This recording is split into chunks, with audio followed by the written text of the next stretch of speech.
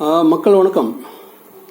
இப்போ நம்ம நாட்டு மக்கள் வந்து எப்படின்னா கல்யாணம் முடிக்கிறது வந்து எப்படின்னா வெளிநாட்டில் போய் கோடி கோடியாக சம்பாதிக்கிறதுக்காகத்தான் வெளிநாட்டு மாப்பிள்ளையை கல்யாணம் பண்ணிட்டாங்க. அப்போலாம் கிடையாது.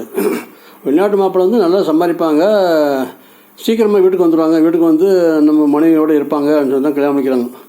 இவங்க கல்யாணம் முடித்து வெளிநாட்டுக்கு போயிட்டு 10 வருஷம் கழிச்சு வராங்க. 10 வருஷமாக அந்த பெண்ணுக்கு வந்து ஒரு ஆண் துணை தேவைப்படும், புருஷன் தேவைப்படும். புருஷனுடைய அன்பு பாசோடு ஒன்றா இணைஞ்சு வாழணும்னு ஆசைப்படுவாங்க. அதெல்லாம் மறந்துட்டு இங்கே பொண்டாட்டி தனியாக விட்டுட்டு ஒரு குழந்தை கொடுத்துட்டு வெளிநாட்டு போயிடுது. வெளிநாட்டு போய் அவங்க ஜாலியாக இருப்பாங்க. இங்கே பெண்கள் அப்படி இருக்க மாட்டாங்க, மனக்கட்டுப்பாடோடு இருப்பாங்க. லாஸ்ட்டில் ஏதாவது ஒரு தப்பு தண்ணி நடந்துனாக்கி அந்த பெண்களை வந்து தப்பாக சொல்கிறது. அதனால் ஆண்களே நீங்கள் வெளிநாட்டு போய் 2 லட்சம் 3 லட்சம் செலவழித்து வெளிநாட்டு போகிறத விட அதே பணத்தை வச்சு நம்ம நாட்டிலே சொந்த தொழில் ஆரம்பிங்க. வெளிநாட்டில் போய் நீங்கள் வேலைக்காரனை வாழ்கிறத விட நம்ம நாட்டில் ஓனரை வாழுங்க. 2 பேரும் வேலைக்கு வச்சுட்டு ஓனரை வாழுங்க, சொந்த கடை வச்சுக்கோங்க, சொந்த தொழில் பண்ணுங்கள். வெளிநாட்டு வாழ்க்கை வந்து எல்லோரும் ஆசைப்பட மாட்டாங்க. நம்ம நாட்டில் மாதிரி சுதந்திரம் சுகாதாரம் அங்கே இருக்கவே இருக்காது.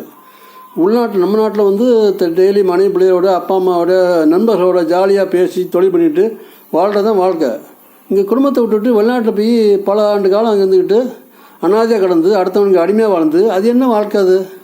அதனால் அதெல்லாம் வேண்டாம். நம்ம நாட்டிலே இருங்க, நம்ம நாட்டில் இருங்க. வெளிநாட்டு போனால் வந்துருங்க. நம்ம நாட்டில் சொந்த தொழில் பண்ணுங்கள், சந்தோஷமாக இருங்க, குடும்பத்தோடு ஜாலியாக இருங்க. நீங்கள் வெளிநாட்டு போயிட்டு இங்கே பொண்டாட்டிக்கு இங்கே வந்து ஒரு ஆண் தோணை தேவைப்படும், தன்னோட புருஷன் வந்து கூட இருக்கணும்னு ஆசைப்படுவாங்க. நீங்கள் அதை புரிஞ்சுக்கிட்டு இருங்கண்ணே. வெளிநாட்டு போய் இருந்துட்டு பொண்டாட்டி பிள்ளைலாம் விட்டுட்டு அங்கே போய் வாழ்கிறது அது வாழ்க்கையே, அது செத்த வாழ்க்கை. குடும்பத்தோடு இருங்க, அவ்வளோதான். எனக்கு கூட கல்யாணம் முடிஞ்சு மறு வாரம் வந்து எனக்கு வந்து வெளிநாட்டில் வந்து வேலை கிடச்சி. வேலைன்னா நான் வந்து இங்கே ஸ்வீட் கடையில் வேலை பார்த்தேன். அங்கே வந்து பக்கடா போடுவேன். அந்த பக்கடா வந்து ரொம்ப நல்லா இருக்கும்னு சொல்லிட்டு நல்லா அந்த வெளிநாட்டோடைய எங்கள் ஓனருடைய மச்சான் வந்து சவுதியிலேருந்து இங்கே வந்திருந்தாங்க. அப்போ வந்து பக்கடா சூப்பராக இருக்கா சொல்லிட்டு என்னை வந்து வெளிநாட்டுக்கு வேலைக்கு கூப்பிட்டாங்க.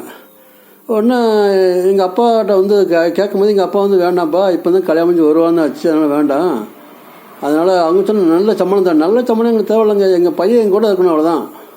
கல்யாணம் முடிஞ்சு வருவான்னு ஆச்சு, அதுக்குள்ளே வெளிநாட்டுக்கு அனுப்பி எதுக்கு அது சொல்லி என்கிட்ட சொன்னால், நீ எவ்வளோ உழைக்க முடியுமோ உழைச்சிட்டு எங்கூட இருந்துரு, நீ ஒன்றும் வெளிநாட்டுக்கு போய் கிளிக்க வேண்டாம், எங்களுக்கு வந்து கோடி கோடியே பணம் தேவை, எங்களுக்கு பிள்ளை தான் தேவை அப்படின்னு சொல்லிட்டாங்க. அதனால் யாரும் வெளிநாட்டுக்கு போகிறதா உடனே வந்துருங்க, ஒரு வருஷத்தில் வந்துருங்க, வந்துட்டு குடும்பத்தோடு இருக்குண்ணா, அதான் வாழ்க்கை.